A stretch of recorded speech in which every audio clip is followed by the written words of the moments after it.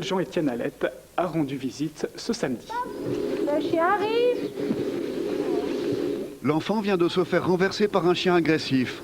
Seule solution, la position de la tortue qui permet de protéger le visage et les organes vitaux. Pour Denisa Folter, l'important c'est de désamorcer la situation dangereuse. C'est donner à un enfant une indication, un chemin, un fil rouge, comment il fallait se comporter dans une ou autre situation qui peut être dangereuse pour l'enfant, pour qu'elle se comporte d'une façon qu'on ne provoque plus le chien et le chien trouve l'enfant moins intéressant ou plus du tout intéressant. Avant de caresser un chien, il faut se tenir à distance et demander l'autorisation à son maître. Ici, pas de grande théorie, toute la pédagogie de Denise est basée sur la pratique et la discussion en commun. Aujourd'hui, les enfants n'ont que de 7 à 10 ans, mais la méthode a été efficace, la leçon en tout cas porté ses fruits.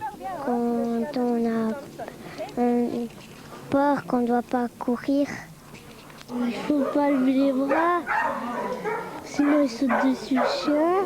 On a la mettre comme une tortue qui va sous sa carapace.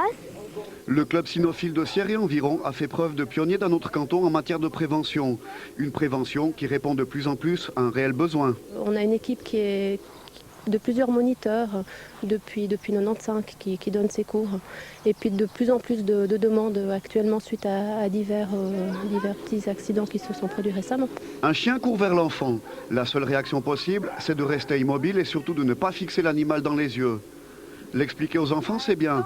Reste que la majorité des accidents se produisent dans le cadre familial. Pour Fabienne Brutin, le travail de prévention doit se faire également en amont. Au niveau des parents, le message de base, si on a un petit enfant à la maison, c'est de jamais laisser partir du principe que pour éviter un accident, il ne faut jamais laisser jouer un enfant tout seul avec un chien. Et puis après, on a aussi un message à faire passer aux conducteurs de chiens, par exemple, à partir de 2 mois, de bien socialiser justement les chiens en commençant par les classes de jeux pour chiens, par exemple.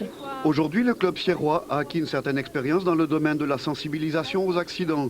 Reste que ses responsables attendent avec impatience le programme de prévention de l'État du Valais. Jusqu'à maintenant aussi, ma formation, j'ai fait par mes intérêts, parce que moi je voulais avancer et de trouver toujours les volontaires qui, par leur poche, ils se financent et qu'ils veulent faire ces cours et avancer dans ce domaine.